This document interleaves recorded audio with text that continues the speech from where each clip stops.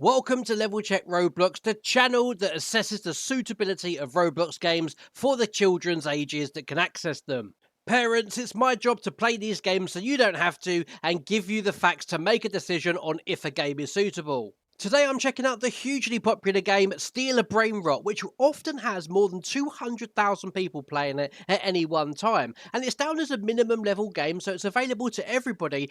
But let me ask you this, do you think this is really suitable for young children? In this clip, this guy was hanging around my base for quite a while, AFK, but then at one random point when I tried to leave, he hit me with a bee launcher and then set up a sentry gun right outside my front door. No sooner had my lasers dropped and I was trying to reactivate them, he was in firing things at me, and then I had to run back out and then be hit several times by this sentry gun to try to get out of my base. It was kind of unnerving having this guy stay in my base and not leave, and I couldn't really think of any other way to get rid of the tension other than to leave the game and rejoin on a different server. Let me take you on a brief but detailed analysis of this game, and remember, I'm a completely independent source of information. I'm not endorsed by Roblox or the game developers, so what you hear from me is exactly how I see things as a parent. This game is all about those Gen Alpha memes called Brainrots that will march along on a steady track, and it's up to you to then buy the ones using your base's money to generate more money that then allows you to either get more rarer Brainrots or complete index objectives, like a bit like a collection that allows you to then rebirth and gain additional perks. The side of it though is that there are weapons available for you to either defend your base or attack other players, and of course if somebody's base does drop their defenses, you can always rush in and steal one of their Brainrots for yourself. From a violence perspective, this game is quite comical and cartoony. The weapons that you can use are ultimately to either defend your base or stop someone from taking one of your Brainrots, but there are a lot of players that use these to either just randomly attack people or to be a bit of a menace and put them around people's bases. But either way, the violence is quite minimal, but what really gets me is the emotional aspect of tension and frustration that comes from when you're trying to defend your base, you're trying to play the game, and then either people will steal your Brainrots or they will taunt you in the game chat and boast about the loot that they've just taken. Now, whilst there's not particularly anything psychological in this game that's going to cause real world nightmares, there is a really negative feeling atmosphere that is almost toxic with the people that are playing it. And it's even promoted in the game description to go and buy slaps and troll gear to troll other players. And I did see groups of people singling out individual players and then raiding their base for everything. And even if you do play the game as intended and you put your base security on, so you got the laser beams, then guess what? Even that doesn't make you safe because someone can simply pay to unlock your base. So all in all, it does feel like a very negative atmosphere. And okay, in a lot of these clips, you see me stealing the Brainrots, and I specifically felt sorry for this person because after I did steal their Brainrot, they immediately left the server, and I just hope that that wasn't down to frustration and rage. From a financial point of view, there's a lot of things that people can spend their Robux on in this game, but honestly, it feels like a lot of this stuff is pointless. It does feel like a bit of a cash grab by the game developers. You can go ahead and buy in-game currency, but that's so easily accumulated, there kind of is that question of what's the point. There's also event wheels that you can pay to spin, but you get free spins during events as well, and you can buy a Brainrot, so unless there's peer pressure, I don't really know why you would need to do that, unless you're trying to complete the collection. There's also an area to trade as well, which does pose a risk for people being scammed or conned out of the different things that they are looking to trade if they don't really know what they're doing. There's obviously a lot of game passes as well that will clearly make the player more overpowered than people who don't have it, either by enhancing their transport or giving them things that other players don't have, like additional perks.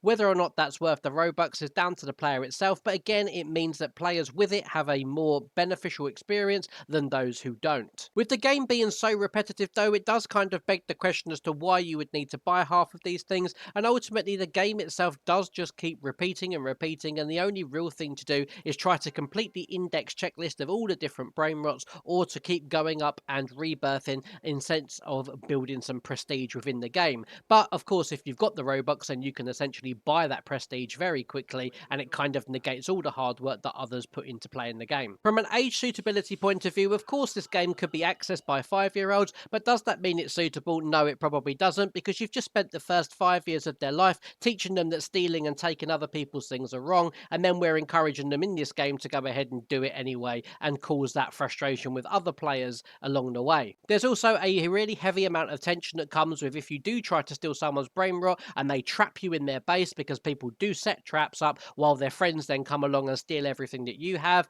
That is something that I think will build a lot of tension with players, causing them to either quit the game immediately through fear of losing everything, or they'll be in a position where they're frantically trying to learn how to respawn their character to undo the trap where they've just found themselves caught. Personally, I would pitch this game at probably an age 8 and up, and even then it would be on the caveat that you're still happy for them to enter what can only really be described as a negative atmosphere, with a lot of comments in the chat being gloating or boasting, or even as far as threats and all of that sort of stuff going on. It is just wholly a bit of a toxic atmosphere, where I can see, if you're playing it with friends, why there might be that fun element of teaming up and belittling or beating up other people to steal their stuff. But again, it just kind of builds that bullying atmosphere that I don't think is really necessary, and it is a wonder why this is so popular. There are, of course, other game modes and other things that you can do. You don't have to play it this way, but what you need to understand is the majority of people do play it that way, and that's where that clip comes in at the start, where that guy was standing around my base AFK for such a long time, then out of the blue attacked me with the B launcher, set up a sentry gun at the entrance point to my base, and had I have left and run off somewhere, he could have just paid the Robux and deactivated the lasers anyway. So it doesn't feel great. I mean, on the positive side, they could just be fans of the channel and trying to grab themselves some historic memorabilia or be part of the video. But all joking aside, here comes the risk review of all of the things I've spotted that are potential concerns. It's a star-based system. 0 stars is not present at all the way through to 5 stars being maximum levels for concern. My perception of violence is 1 star for minimal comedic levels of violence. The weapons look like Roblox weapons. There's nothing particularly sinister here. You can duel other players, of course, but mostly it is just for defending your base or downing a player while you either go and take something from their base. Very small levels of violence. Psychologically, there is literally nothing here that is going to likely cause real-world nightmares or problems for the child from a fear or terrifying aspect. Though from an emotional perspective, higher stars here for 3.5 stars worth because of frustration and the negative connotations of playing this game, and likely being built up into a rage or anger issues with other people stealing brain rots or taunting the player within the chat. This leads into a level 4 rating for atmosphere, where wholly I found this game to be very toxic and very negative. Lots of boasting, lots of taunting, on some occasions even threats within the chat from probably people that knew each other in the real world. But ultimately, it felt like a very negative experience, not somewhere where I would really want my child to hang out.